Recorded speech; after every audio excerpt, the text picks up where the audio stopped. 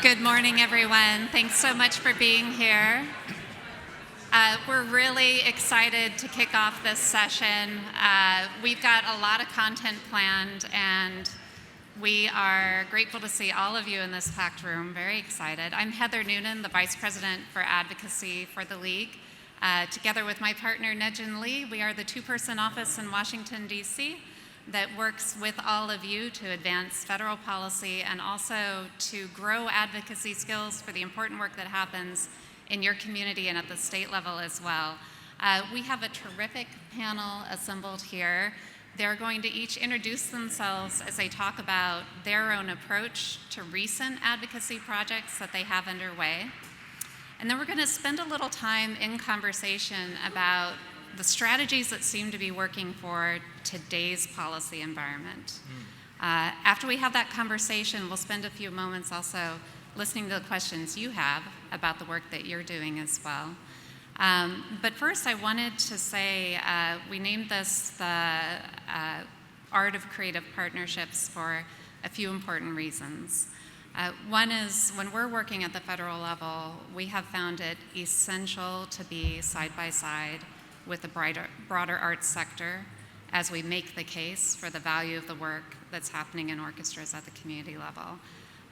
We've also found that it's been really important to frame up the work that you're doing every way in terms of the creativity that you're involved in, the living, breathing art form that is the symphony orchestra experience, and in framing up the creative workforce that is behind everything that you do, from the musicians to the administrators to the volunteers who make it all happen, right? So as we've done this work, we've had, I'm just going to say this is a panel of my favorite friends in advocacy who've partnered with us through the really challenging issues around the pandemic and how we as a creative sector could kind of survive that really threatening environment. When the economy is fragile, these are the partners who've helped us make the case for why the arts need direct federal investment. And as we looked at the environment that we're in now, you'll also hear them talking about why protecting human creativity and the rights of arts makers is especially essential. So what I hope you'll take away from this is not just what are the hard policy issues that are important to address today, but also what are some new ways that you can adapt new messaging to all of the forms of advocacy you do, from talking to policymakers to talking to prospective donors to talking to potential audience participants. What are the ways we're framing up the value of this work that really land and make an impact? So I think I'll hand it first to my colleague Todd Dupler from the Recording Academy to share with us some initial thoughts about the work that you've got underway today. Hi, everybody. How are we doing? Good morning. My name is Todd Dupler. I am the Chief Advocacy and Public Policy Officer for the Recording Academy. The Recording Academy is the organization best known for the Grammy Awards, but we are a membership organization. We have close to 30,000 members across the country, and our members are all artists, songwriters, musicians, producers, engineers, music professionals. And we like to say that the Grammy Awards is one day out of the year, but we are a 365-day organization, so that when you join the Grammys, it's not a one-night stand, it's a lifelong commitment. So one of the ways we serve our members is through advocacy. And I'm based in Washington, D.C. with the team. And I think as we talk about this theme for the panel today, two things I'm going to keep coming back to that are kind of really key cornerstones of doing advocacy in this space is that, one, you can't do it alone, and two, that it takes time.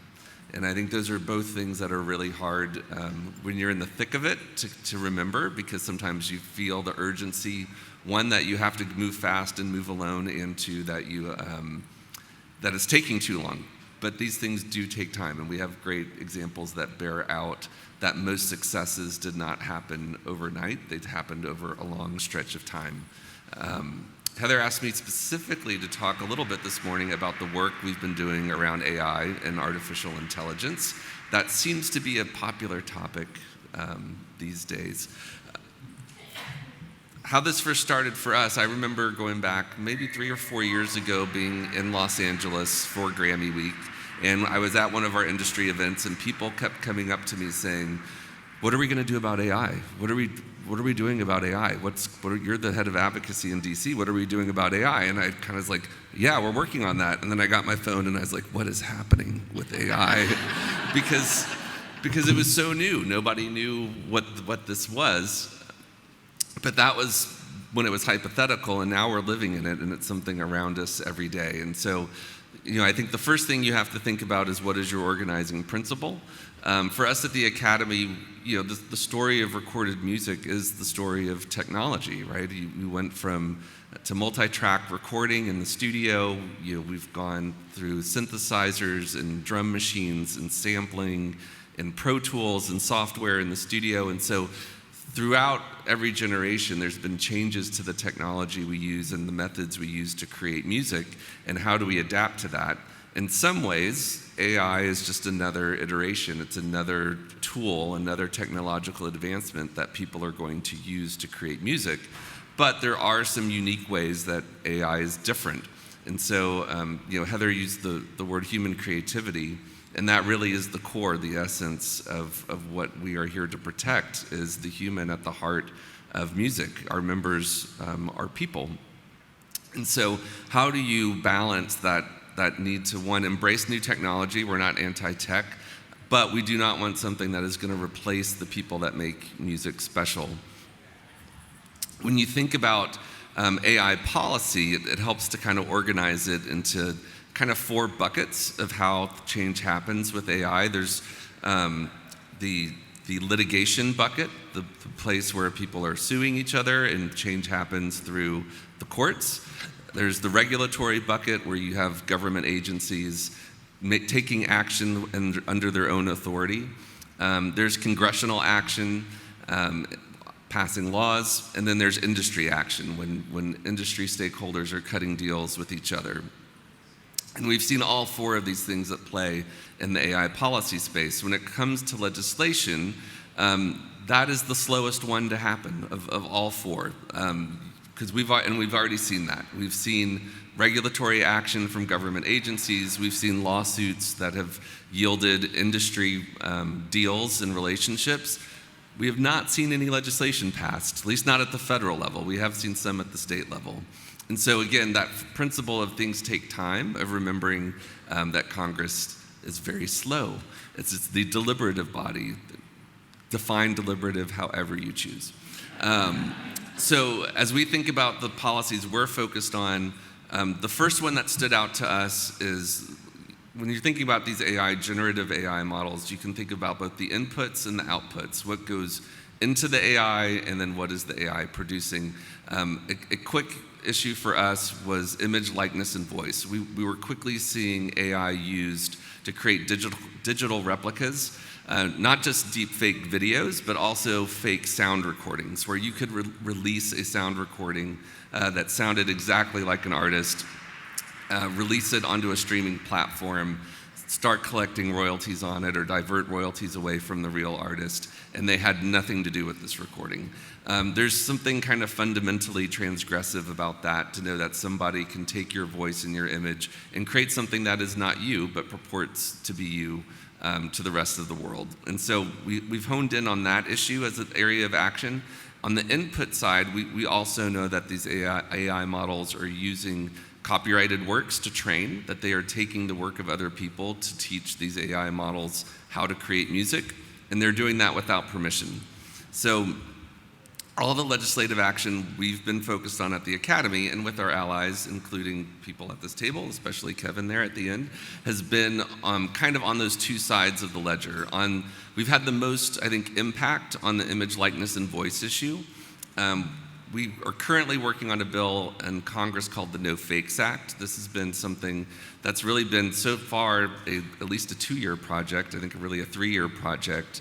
And the key thing is that, again, you can't do it alone. You can't just introduce a bill and expect it to pass unless you have broad support from the stakeholder community. So in building the No Fakes Act, We've worked with a broad cross-section of stakeholders, not just people in the music community, but with the film studios, with the unions, but also with tech companies. So we've negotiated and worked with the streaming services. We've worked with OpenAI, with Google and YouTube, to support this legislation and come up with a framework that they're agreeable to. So then you can go to Congress and say, hey, look, everybody thinks this bill is a good idea and nobody opposes it. Why don't you pass it? And that usually works eventually. We're not there yet, but we're working on it. As Congress works in this kind of slow crawl, we've also found that there's an opportunity to get things done in the states. Sometimes state legislatures can move faster, get things done quicker, and we've had success, first in Tennessee, where we passed a bill called the Ensuring Likeness, Voice, and Image Security Act, or the ELVIS Act for short. If you want to pass a bill in Tennessee, it can be really helpful to call it Elvis. So that worked. We were able to get that bill passed in 2024, and it's kind of become a marker for how states can move in this space. And we've had similar and different versions of this legislation or related legislation passed in Illinois and California and New York, and we've had it move in other legislatures, but not signed into law yet. But the great thing is that no AI company, no tech company wants to have to deal with 50 different standards for how to address this issue. And so the more we push these bills at the state level, the more it puts pressure to get a federal bill done, because they would love to have one clear answer of how to deal with these fakes and replicas. The other side, as I mentioned, is kind of the input of, what are these models training on? Are they using your music? How do you know? And so there's a couple of bills. First of all, I will say this is one where the litigation bucket has really been the most active. We've seen the major record labels and publishers suing companies like Suno and Udio over copyright infringement. But there's still a real lack of transparency and accountability about what these models are doing. So a couple of bills that we've introduced there. One is called the Train Act. One is called the Clear Act. They're both two different ways of kind of answering the same question, which is how do we get transparency on these AI companies. So one would give a copyright owner the ability to file an administrative subpoena to say, tell me, I suspect you used my copyrighted work in this training model. Tell me what you used. The other one, the Clear Act, would require AI companies to disclose to the Copyright Office ahead of time what they used in their training models and have a repository where you can go in and look at that.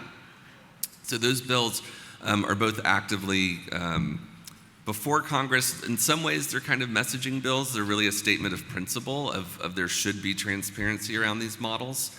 But the hope is that as Congress moves towards passing some larger framework on AI, that both of these concepts, both around transparency and around protecting image and likeness and voice, will be included. And to show how progress does move and how you can measure it, if you think about the beginning of last year when this White House first came in, all the talk was about how important these AI companies were, as there was a lot of attention that they had tech giants seated at the inauguration. They've hosted these fancy state dinners at the White House for tech leaders. They've talked about how we have to keep up with China, how AI needs to be unfettered and able to advance, and that they need to preempt state laws. There needs to be no rules around AI. And so this March, they released a national AI framework from the White House. And you would expect, given the last year of rhetoric from them, that it would have been giving AI companies a blank slate.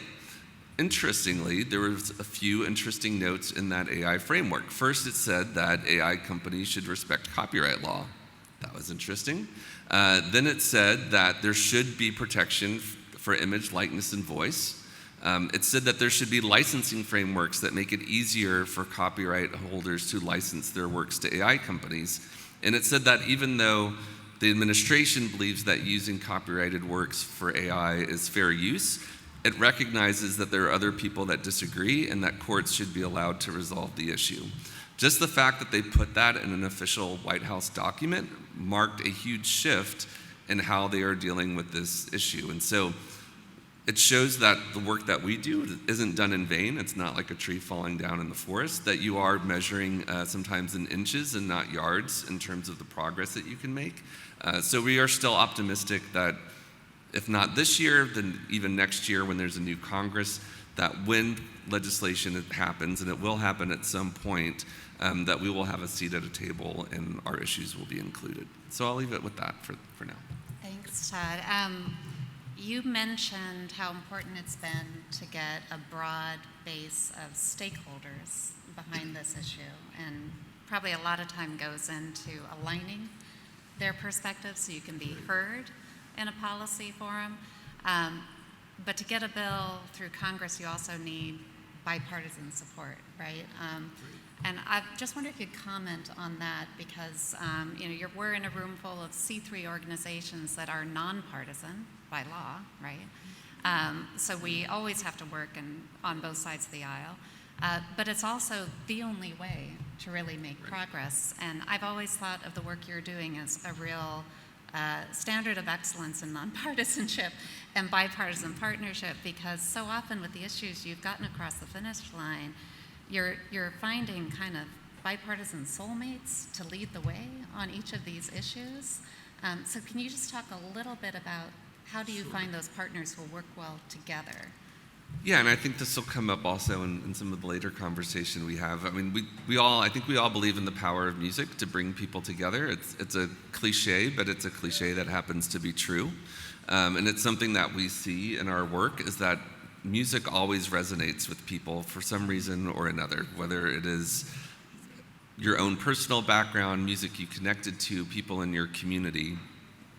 And yes, we've had sometimes what you would call strange bedfellows working on legislation together. You have Jerry Nadler, who is one of the most liberal New York Democrats running the House Judiciary Committee at the time, working with Senator Marsha Blackburn of Tennessee, one of the most hardcore MAGA Republicans now running for governor in her state, working together on music copyright issues because they both think that music matters.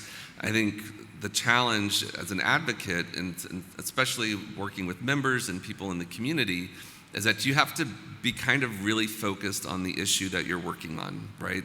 It is easy to think about all the other issues that are out there. And when we're advocating as the Academy, we set our people aside and we say, look, we know there's a lot of really important things happening, and there's probably you have plenty of reasons to be angry right now. There's probably a lot of things you're mad about, but for this, we are focused on this issue for our community, for music, and that's what we're going to focus on. And so you're going to sit down with these people, and you're going to have to set aside and block out all the other things that they do that you disagree with or that you really dislike, because there is a real possibility that they are going to be interested in this issue and they're going to want to help us on this issue.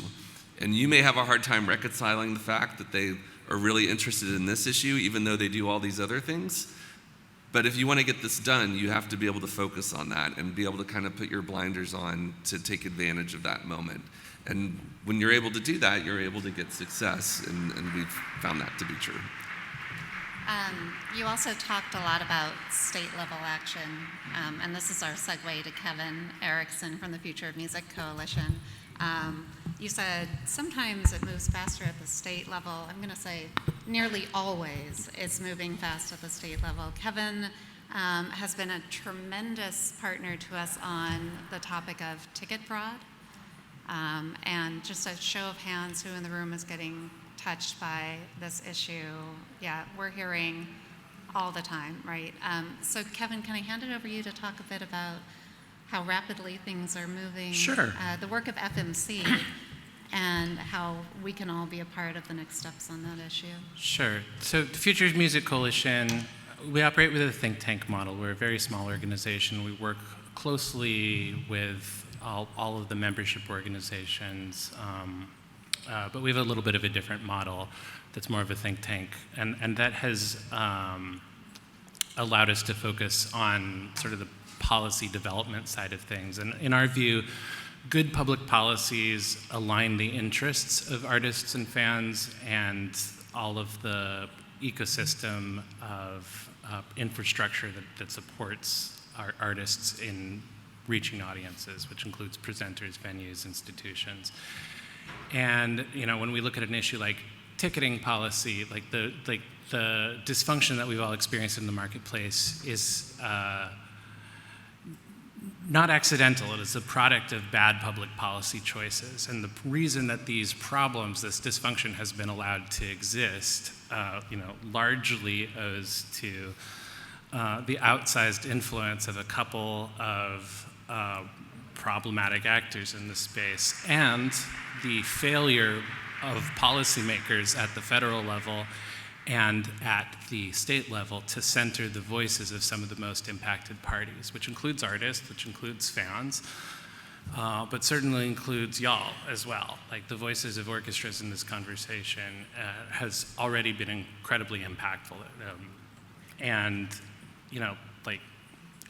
It's been described as sort of a battle between King Kong and Godzilla. You have Ticketmaster on one side and StubHub, SeatGeek, Vivid Seats, all of these predatory resale companies and this ecosystem of brokers and extractive technology firms that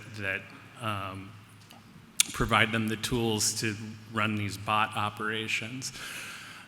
Both have virtually unlimited resources, and so the rest of us are getting trampled.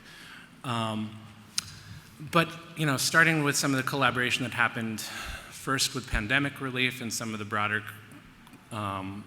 collaboration that's happened across the sector since then, there have been opportunities to work together to really reorient that debate.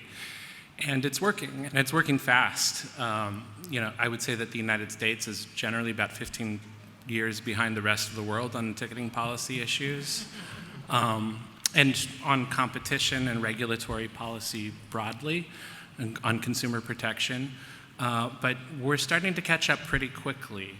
I sometimes describe it as it's helpful to think of the effort to fix ticketing as consisting of two distinct buckets that add up to a complementary and holistic public policy approach. One is about structural issues and the questions of who's allowed to own what. Those are the factors that went into the antitrust lawsuit. You've probably seen in the news that was the jury just found liability across the board for Ticketmaster, and that will probably move towards a breakup in the remedies part of the trial that's forthcoming. But then there's this whole other broad set of questions that hasn't gotten as much attention about unfair and deceptive practices across the field. And that is a market regulation question. That is a set of problems that we can solve with strong rules of the road that apply to every firm. And so it's important to have diverse stakeholders at the table in the process of coming up with an approach to market regulation, because you need to optimize for diversity of practice. The kinds of rules that get applied need to work as well for orchestras as they do for arena shows or club shows or the punk kids throwing a punk show in a lodge hall. You need to be able to accommodate that diversity of practice when putting these policies forward, and that doesn't happen if people aren't at the table, right? And so and this is something that we've learned in so many different parts of the policy ecosystem. One of the things that the Future of Music tries to do is to be the connective tissue between different conversations and always have an eye to who should be at this table that isn't right now, who's being left out, whose voice is missing. And we might not know what the special concerns unique to orchestras might be, but we can notice if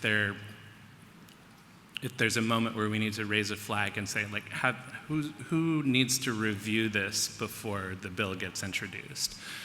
And then that, especially as we are at this tipping point where state legislators are moving really fast and everybody wants to do something to solve the problems, even before they have a clear understanding of the power dynamics at work, even before they have a clear understanding of what the emerging best practices are. So as we're putting together model legislation, and we've worked with the broad Fix the Ticks Coalition as a resource to putting together some model language that states can pick up.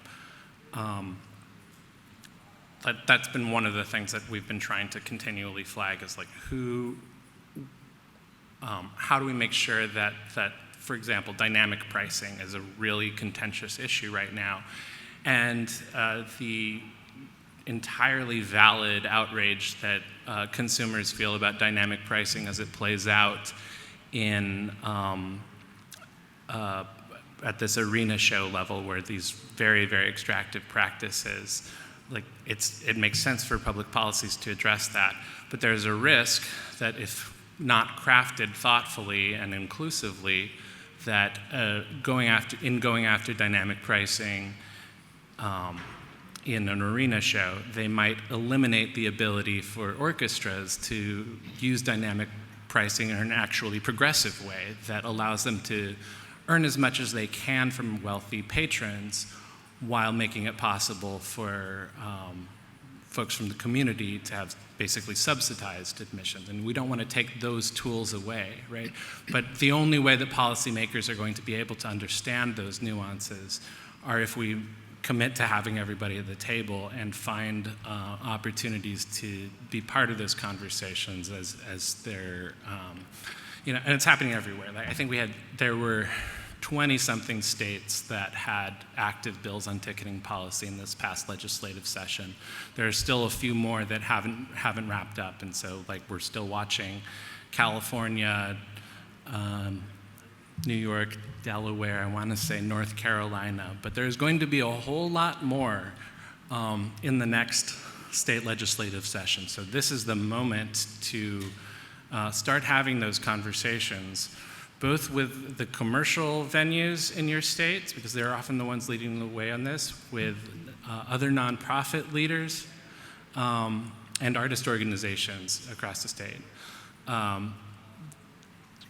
These are all going to always be David versus Goliath battles, but David won, and we are winning. Like we are moving the consensus on this issue really quickly in the right direction.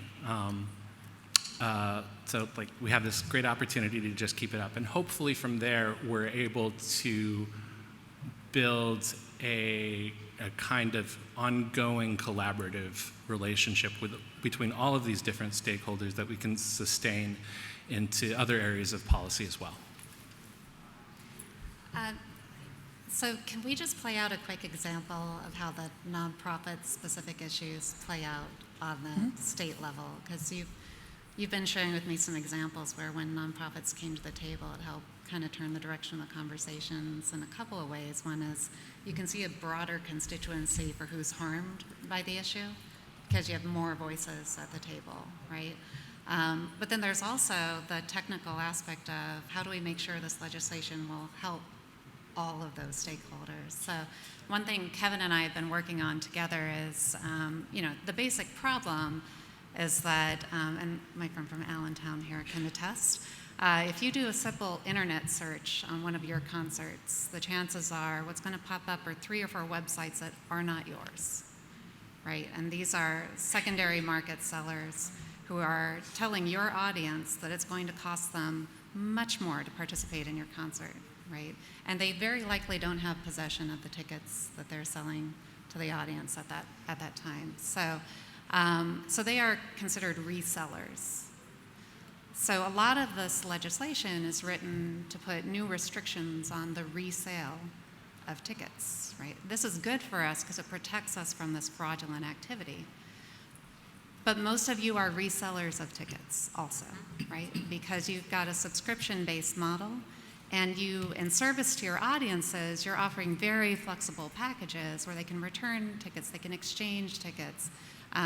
So the nuance is, how do we make sure that we're surgically creating the solution that's needed, but not unintentionally harming a whole collection of stakeholders who need to be at the table to explain that story, right? Right. And those kinds of, as these issues play out in the media, they are focused on the Taylor Swifts of the world. They are not engaged in the kinds of complicated season ticketing arrangements that this community is dealing with all the time, for the benefit of their patrons and for the benefit of figuring out cool ways to sustain a program over time. That has to absolutely be taken into account. But I will say that, one of our first victories in the United States across the gate was, out of the gate was here in Maryland. In 2024, one of the strongest ticketing bills in the nation was passed, and in that process, the stories that came from the Annapolis Orchestra about performances of the Nutcracker, where their Nutcracker tickets were being resold by these predatory sites, those were incredibly compelling to lawmakers, including lawmakers who might not have been as swayed by, helping them understand that this problem was not just limited to the top tiers of the commercial music industry, but it was reaching this level of community. These firms were just extracting money from real community level arts programming. Those voices were transformative, and I think that's part of how we were able to reach that victory so quickly. Thanks. I think we're going to turn to Randy next to kind of continue on that theme of what does it look like when an orchestra leader embraces advocacy as not a side hustle, but kind of one of the main things that you're doing right now. You're showing up on a lot of policy issues. You're working in partnership, and you're reframing the work that your orchestra does in a whole new way. So you can share that. Sure thing. Well, hi, everybody. It's nice to see you all here, and thanks to our fellow panelists. So the advocacy, state advocacy thing has become somewhat of a passion project for me. I've learned a lot from coming to the league conferences, speaking with many of you, and of course learning from Heather and Nejin. And so we had an interesting opportunity this past year, which was to introduce an idea that could be turned into a bill. And so I got to walk through the whole thing and see how ideas potentially become law or state mandate. So I put together a couple of slides for you. Basically, I want to start first by just introducing the vision of the Hawaii Youth Symphony, which is that music is a right in Hawaii. There's an issue in that we don't have general music or any music mandated in our state Department of Education strategic plans. And so to have conversations with lawmakers or education officials or policy folks, funders, et cetera, is very difficult because they don't recognize that music or the arts should be a right. So we decided we want to kind of get in front of that and really talk about the financial and geographic and other systemic barriers that prevent children from accessing music and the arts across the state. So we started by mapping our data, and we did it with the help of Nejin and Heather. We wanted to take a look at where do our HYS students reside throughout the state, number one. So this map is actually by decade class, and so what you can see is how, because our organization now is 61 years old, and so when we started, we were really just very concentrated on Oahu, which is where the capital city, Honolulu, is. And over time, we started to think about, well, could we have kids from other islands? And then in the last 10 years, as we rolled out our strategic vision, we said, well, we don't just want to get to other islands, but we want to serve kids where there just really isn't access to the arts. And so one idea that we had was, well, how does that layer in with the area median income? And where is there poverty? Where are students under-resourced and so forth? And so we started to see that the kids that we're attracting are from these areas that are less resourced. But then our board and others started to say, well, how does that compare to the access that kids have statewide in school music programs and in other types of after school art settings, orchestra programs, etc. And we said, we don't know. And they said, well, why don't you know? I said, well, because I tried calling the DOE and no one had the data. So at first I was thinking, well, maybe it's just a me problem and it's not a them problem. I just don't know how to get a hold of it. But it came to pass that I talked with many other nonprofit leaders and have been at Hawaii Youth Symphony now for about 15 years, and no one has the data. And in fact, our Department of Education can't unpack it from their employment records, and they say, well, call the schools and find out if they have music programs, and maybe the school doesn't know. Maybe it's, there's a teacher that's teaching recorder as part of their, arts integration classroom, but they don't document it, and so we just don't really know where these programs exist, let alone how many kids are in them, how much contact time, how the programs are funded, how much money is going, to a particular district. None of that exists. And when you look at national arts data, it really doesn't include anything from Hawaii because there's no one to send the data to them. So that prompted an idea that we had, well, what if we could collect this information, and how would we do it? So we were asking ourselves, who has access to this education data and who does not? And right now, none of us do, but we would love to see it more transparent. What are the barriers to access? And then if we had the data, what would we do with it? So it would be great if we could, put it on a publicly accessible geographic information system and see it layered with, other types of public policy layers, with housing, banking or the unbanked, food security, education, you name it. It would be amazing because then we could really see not just where the arts deserts are, but how things are, where the intersections are, and what kinds of conversations could we open up with folks. Maybe they don't have funding for the arts per se, but they have funding for housing or human services or healthcare or something else, and we could work with that to make a conversation about how the arts and how orchestras can help to break down these barriers. So we started to think about, well, how would we turn this into legislation, and what would it look like, and who would be the people that could be champions for it, who would introduce it in our state legislature. And so I found someone who was a legislative manager for one of our representatives, and she was a Hawaii Youth Symphony alumnus, and she said, well, this is really interesting. We're looking at dashboards for housing, and there's some bills on the table to create dashboards, for other types of sectors, and maybe we could do a dashboard bill. And so we started thinking about the community benefit, who would need to be at the table, all these other ways, would it have an appropriation or not, what are some of the different paths that we could route it through different committees, who are folks both in the House and the Senate side who would be really interested in the arts, who aren't on the Arts and Culture Committee, who are folks who maybe serve on boards, or maybe they have kids that are in music, or they believe in equitable access to health care, and could we have these conversations with them and let them know that, this data doesn't exist for the arts, and get them involved in it. And so as we did that, we started getting all this feedback from lawmakers on really, it is absolutely a nonpartisan or bipartisan issue, because everybody is interested in something related to music, as was previously said. And so that led us to getting the bill introduced. It's called the MADE bill, Mapping of Arts Data for Education.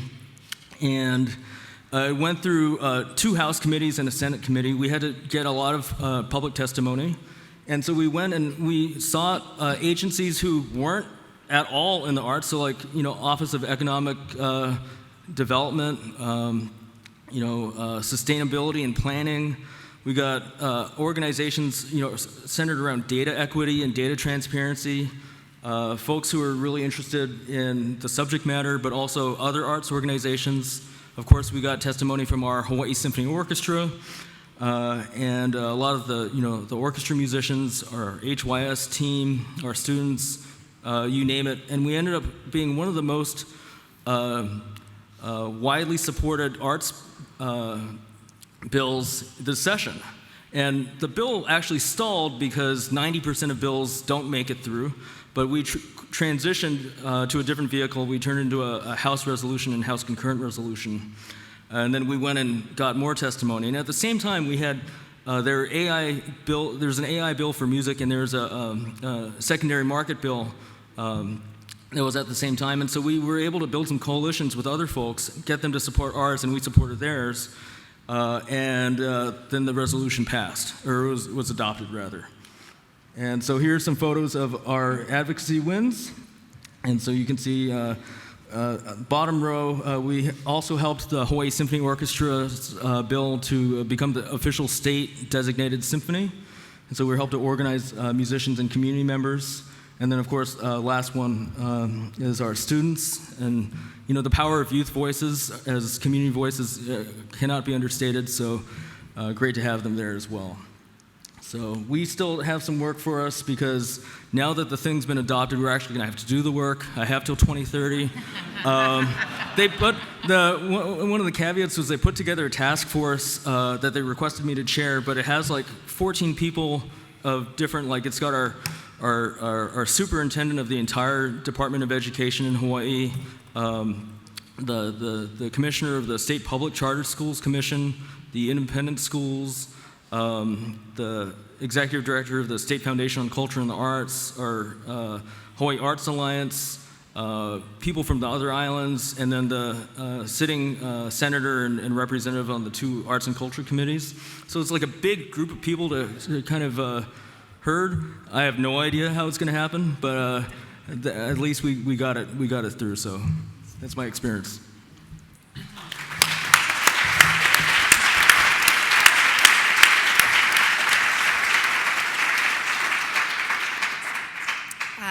You know, here at the League, Nejin and I have been trying to keep up with this volume of work that Randy's been doing. That mapping service that you saw, that's available to all of our member orchestras, and Nejin Lee leads our work on that. And it's essentially, if you've got a story you want to tell about your public value that can hopefully be told through a map, we have software to help you do it. We talked to you a little bit about the story you're looking to tell. You give us the data points, and we help make images that can help you. And this is because policy leaders, elected officials, are obsessive about maps of the people that vote for them and represent them. And it's amazing how much that can just open the door to a conversation that might not have happened otherwise. Yeah. The only thing we ask of you in return for these maps is that if you like them, that you let us also tell the story that you've created. So we love to leverage this as we talk more broadly about your value. There were some great photos that Randy included there. Policy leaders love to have their picture taken too. So I'm sure at every step along the way you had lots of snapshots of you and the young musicians talking to these folks. The one picture I'm disappointed to see you didn't include was Randy was wearing his League of American Orchestras Giving Day socks. Oh, yeah. I'm wearing them now. When he testified before his legislature, and he sent us a photo of the socks and the I'm such an orc dork. The whole thing, yeah. So thank you very much. So I'm going to hand it over to Marni next, but I first want to say I was really just so moved by the way our field mobilized during the pandemic when we were working collectively to make the case for relief for the arts sector. And this happened all over the country. It happened across industries. Todd was really engaged in the effort to get unemployment benefits for gig workers for the first time in federal law. And all of this happened because the folks whose performances were on ice made it their job to be calling up policy leaders. I'm looking at so many folks in this room who answered our calls when we said there was a specific office that we needed to reach. Marni was really an essential partnership for us, not only because of your really close relationship with the policy leaders in Congress from California, but also because of the work you were already doing on the ground to mobilize arts organizations within your community to be ready when the advocacy moment came. So I'm going to hand it over to you to talk about how you've done that work. Let's see if I can do this. Hello, everybody. It's a pleasure to be here amongst these amazing advocates. And I also have to say for a minute, this has only really been, I've only been in the government advocacy space in the last 10 years. So the majority of my career has been producing events, and I even got a degree in stage management. So from development and understanding how to track and connect people and creating a situation of where you can lead things forward, all of your work, all of your talents can go into doing government advocacy work at the local, state, and federal level. I had to throw that slide up at the front. A few of you might have heard the wonderful news that we got to be able to announce to the world about a week and a half ago. And I love this picture, and also what Heather and Nedjan asked me to speak about.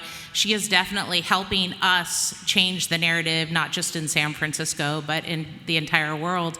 And as Heather had mentioned, part of my job at the San Francisco Symphony is to work on government advocacy work for the San Francisco Symphony. But in my job description, as long as they'll have me, I'm also leading forward advocacy work on behalf of the broader arts and culture sector of San Francisco. And the San Francisco Arts Alliance has been around for over 30 years, and it was the CEOs coming together, realizing that they didn't want to fight with each other at City Hall, but wanted to come together at City Hall and become a collected, trusted voice. And that is what we've been doing pre-pandemic, through the pandemic, and future. And as you can see on this slide, the wide variety of organizations reflected here, from small, middle to big, as well as cultural centers. And the co-chairs currently that I get to work with, Matthew Shilvak of the Opera and Maria Jensen of SOMARTS, are amazing cultural leaders that hold this view in high esteem. And together we work to understand from all of our members, and this is a voluntary organization, none of us get paid. We all just believe that a combined voice can do so much more good work together than separate. And so as you can see, we were able to successfully lock in funding prior to the pandemic for our arts agencies in San Francisco through the passage of Prop E, help Heather and others with COVID relief funding and the reopening work. But the last many years, because you might have heard San Francisco, yes, we have had our challenges over the last many years, but we've been able to use that opportunity to be at the table, to put our arts leaders in conversation with our Board of Supervisors, as well as our other elected officials, to share what our top priorities are. And I wanted to highlight many of them because as we've driven a lot of these topics forward at the city level, I feel like I've become an urban planner in a way. And it's a really cool thing to think about it that way, as you think of how people move in and through the city, how they're getting to your spaces, who are they interacting with, how is the urban environment, and all of those things you should be asking yourself, because you can advocate for change and for resources beyond those grant dollars to help you and help your collective neighborhoods really thrive. The one thing I wanted to really highlight in this story to you is the work that we've done in regards to showing the city how we can help change the narrative of San Francisco from the gloom, loop narrative to really showing how we thrive. And that really came about through being in conversation with our Board of Supervisors, and they in turn during budget season came to us and said, we can pull a bucket of money. What's your priorities? How can we help?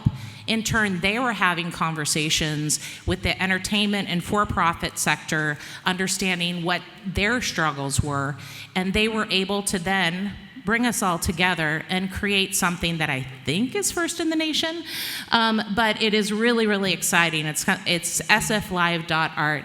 And again, this is through the Board of Supervisors, the Mayor's Office, Office of Economic Workforce Development, ourselves, NEVA, and other for-profit theater arts, entertainment venues, and bars, and it's a citywide show guide. We had realized there was no way to actually showcase all that was happening in San Francisco. We curate experiences 365 days and nights a year, and yet there is no real way of giving folks access to all of that. We also spoke to OEWD about the importance of driving local tourism. We have a lot of effort that goes into folks flying through SFO or Oakland and coming to us from across the Bay, but really getting the folks that live and breathe in San Francisco, invest in San Francisco, to understand how they could activate in San Francisco. And so when we were designing this, people thought of, why don't you do TICs? Why don't you do a free or, discounted ticket booth in the middle of Union Square?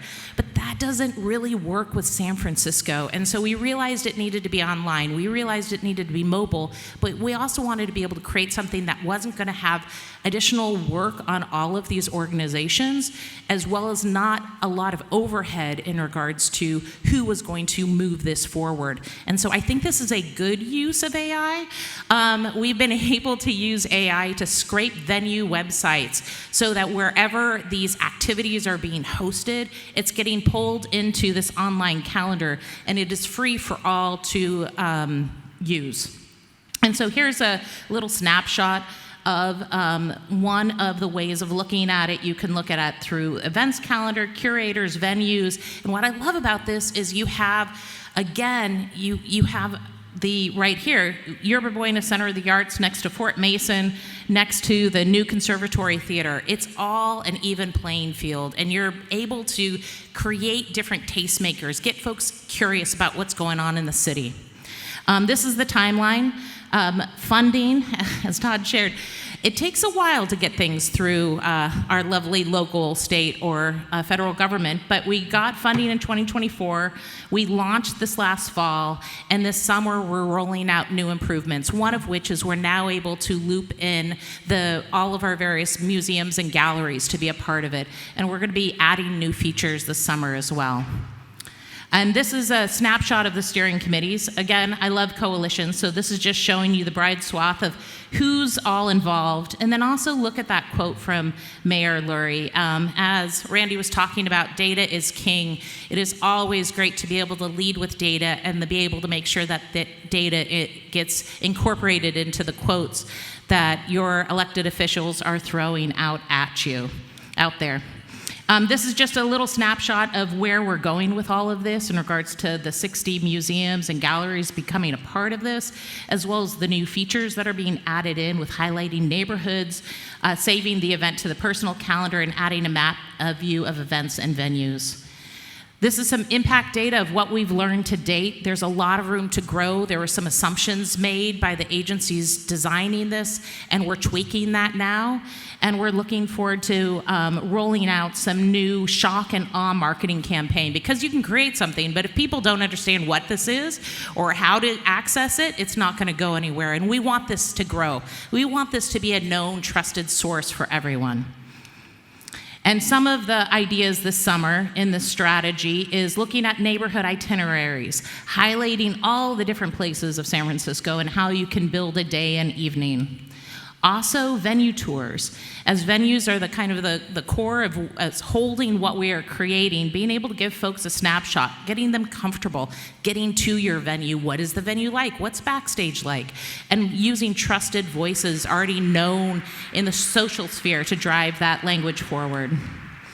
And then also, obviously, branding. Branding is key, and being able to make sure that we blanket San Francisco, not just this summer, but in concurrent months with the sflive.art as we continue to build and grow this. And my hope is that it's at every port of call, every entry and exit of a BART or a Muni, public transportation, through SFO. I want you looking at sflive.art when you're coming in, flying into SFO from your various airline agencies. So anyways, please check it out and spread the word. But this is one way we collectively came together, told the city this was a need. They were able to find the money for it, and we helped work with them to find a solution. As you all know, if people come with problems, but they don't come with an answer or the way to at least start trying to figure it out, you're not going to get anywhere. come with ideas. We are the creative sector. We have so much going for us because we can pivot and we can say, hey, what about this? What about this? Not everything is going to stick to the wall, but start throwing things at it because, and I like to say, start putting things in the water because you never know when it's going to get absorbed. Also, understand how much your political officials love showing themselves on screen. Yeah. We have a mayor in San Francisco that believes that his job is to sell the city, and we are leaning into that big time. We were able to invite Mayor Lurie to help us with the launch of the news of Aleem Chan as our new music director, and he was all on board, and they're even talking about being sparring partners one of these days. So watch out, Davie Symphony Hall.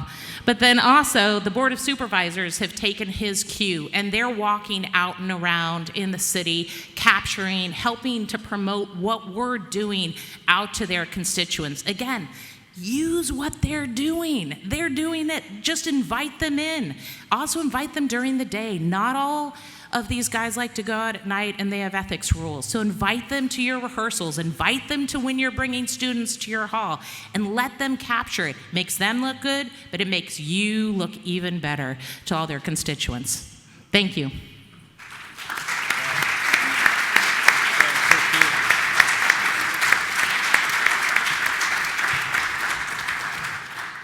Thanks so much, Marni. So there are a couple of threads there that I heard all of you kind of touch on in one way or another. We're expanding the definition of what we do to cross the line of for-profit and nonprofit art making and expanding those partnerships. Also, I heard you talking about meeting policymakers where they already are.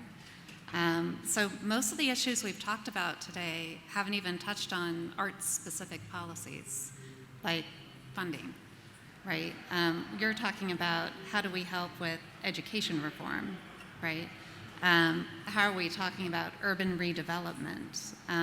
So chances are whatever the policy priority was on the top of the mayor's mind, you had something you could connect to there in talking with them? Yeah, so another key strategy is to just ask them. Just ask them. Just ask them, and also just start building the relationships now, right? Become that trusted voice so that they can see you as, well, wait a minute here. Davis Symphony Hall is located in Hayes Valley. We're actually a thriving neighborhood. And the mayor, in a conversation with us, said, we want you to program as much as you can at Davies because we can see the impact to the small businesses and the restaurant associations. Now, it helps that City Hall is literally right across the street so they can see it in action, but it is wonderful to have an administration that has heard the dialogue through the years of the impact of arts and culture that can have on neighborhoods and the economy. And that's what I mean by keep putting it in the water, because as folks understand it, they believe it, and they can help you figure out those next steps. Similarly, I would say that the ticket affordability conversation, there's a lot of interest in affordability across the board, and addressing ticket fraud is just sort of a low-hanging fruit that if you can get policymakers excited about it, it's easy to score a clear win for affordability pretty quickly. And in fact, that's actually how Hawaii Youth Symphony entered the ticket affordability thing, was that it's very difficult for nonprofits to promote equitable access when ticket prices are so high. And so we wanted to make sure that people aren't building negative relationships with venues and with going out for live concerts, because we want them to come out and support our kids and support our live musicians. And what I hope you get, especially when you hear about what's happening in San Francisco and Hawaii, is that advocacy is accessible. You know, you could hear me talk about like federal policy and think I have no idea what he's talking about. That makes no sense. Or you could hear Kevin talking about this multi-state strategy on ticketing and going like, I don't know how to do that. But you know how to talk to the people in your backyard. Like, you know how to talk to the people in your community that already have a connection to where you are. And that's where advocacy starts. And I hope you see like the ripple effect of what you can accomplish when you start there. And then it all ladders up, you know, like when we do meet with members of Congress, we're doing the same thing, but you start local And that's where you build the muscle and see the connection of how you can impact people.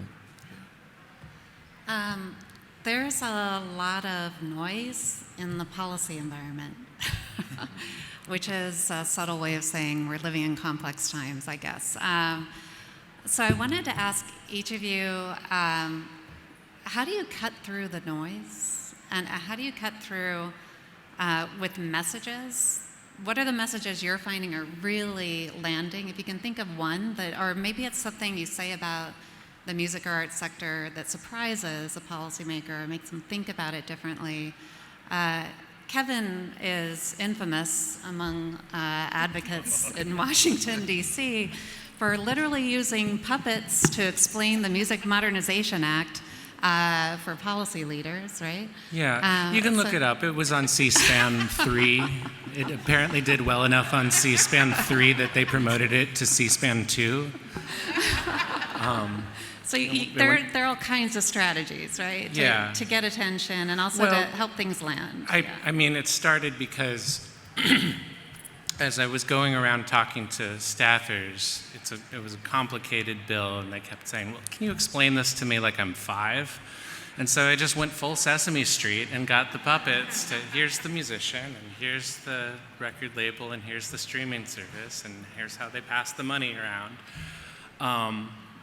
Like this, especially at the state level, elected officials and staffs are dealing with way too many issues and a broader portfolio of issues than they can reasonably be expected to actually understand. So a lot of it is just about earning trust, and like once they know that you are the trusted person who they can go to on this topic, who has the wealth of understanding that allows them to know that the policy is going to be okay, that they feel comfortable enough with leaving the unknowns out of it, that if they follow your lead, they're going to be pulling things the right direction. Like, that's the thing to aspire to. I definitely want to encourage people to like get over the feeling of intimidation about it, because in so many, especially at the state level, you are so much more of an expert than anyone else in the room on some of these topics. I remember the first time that I got flown out to California, and it was this unfortunate thing where it was me and a woman from the venues, then everybody else in the room who had been summoned by the committee staff to talk about ticketing policy was a contract lobbyist for one of the big companies. And they knew nothing about the issue set, and they were sitting there Googling terminology on their phones throughout this whole meeting because they'd never actually worked in the industry. You are so much more of an expert than your adversaries once you get involved in these policy conversations. So feel some confidence about that. And the best way to cut through the noise is through music, right? Like, most policy is boring. Like, road issues and transportation issues and infrastructure and it's not fun to do that stuff. Music is fun. That's like lead with the thing that you have that stands out. But I also want to double down on what both of you said about being a trusted resource, because I think when you use that as the entry point, but when they know that you're going to give them real information that is true and that they can trust you, then they're going to keep coming back to you. And a lot of times, and like, it's amazing when you can map what the economic impact is of these things. But to not just say when they come to you and say, well, so who doesn't like this? Nobody doesn't like this. No, you could say, look, X, Y, and Z, they're going to come in and they're going to tell you this. And here's why I think they're wrong. But this is the argument that you're going to hear. And when they know that you're going to be like honest with them, and they'll keep coming back to you. Agree with everything that's been said, but also want to state the obvious, that track who your board and your donors are friends with, and also with your fellow arts collaborators are friends with in the representative level, and use them, right, at the appropriate moments. You don't want to use them all the time, but be able to make sure that as you're going into a situation, one, you've got the data to back behind you, you're speaking authentically and truthfully, but then also you look at what other voices can help elevate what you are saying. Yeah, I mean, I think I agree. It's definitely authenticity. It's being likable. I mean, if you're a pest, they're not going to want to talk to you. But if you're like, you go and you just get to know them and remember and find out what they're about and what are the issues that they're supporting, and find a way to talk with them on those issues as well as how it intersects with your world, maybe your broader world. Then you'll have whatever you say will have more resonance and will be more sticky. But I think certainly talking about the next generation, talking about the power of youth and where our youth will take us, if we listen to them and if we give them the opportunity, and if we just don't get in their way, so that they can really lead us, you can't go wrong there. I mentioned that we have very many national coalition partners. A lot of them are in the nonprofit sector and art specific, and I will say that we can be an annoyance sometimes when we're in a meeting on the Hill with those colleagues, because when the conversation starts and they find out who we represent, the staffer or even the elected official will want to spend the first 5 to 10 minutes telling us their story about how they learned the clarinet in 5th grade, and they wish they'd never stopped, and everyone's got a music story in their life, and it's good to let that take up the space, like you were saying, Todd, too. The music tells the story best. We're almost at the end of our time here, but we wanted to save time for 1 or 2 questions from you, if you'd like to ask any of our experts here. Yeah. Negin's got a microphone for you. Hello. The sflog.art. How do you think that technology is transferable to other regions? Absolutely. I hope that by sharing this case study with you guys today, that this gives you some inspiration to saying, well, why aren't we doing this? Wouldn't it be wonderful if there was, an individual per city, per town opportunity to be able to find out what is happening and really celebrate what is happening in your area? I mean, this is Plinth Agency and then VibeMap. VibeMap is the AI company that the city chose to use in the build of this. And feel free, I'm happy to connect you with folks if you want to know more. But I hope all of you can take this and say, hey, let's do this in our space. Heather, Mike Steffen, Quad Cities.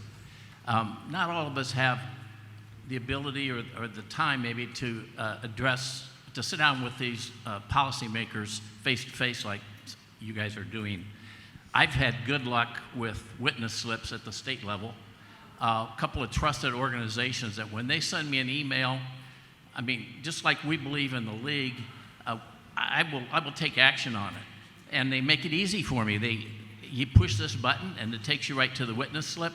And, then you tell the state rep or state senator that, please oppose this bill. I don't have to do a lot of typing. It makes it easy. I don't know who can do that at this level, federally or state, but it's just throwing that out. Yeah. So you're teeing this up really nicely, because the League of American Orchestras has e-advocacy campaigns on nearly every issue moving at the federal level. So keep an eye out for our action alerts, because just like you said, you're careful about when you go to those top level contacts and say, now's the moment, I need you to make that call.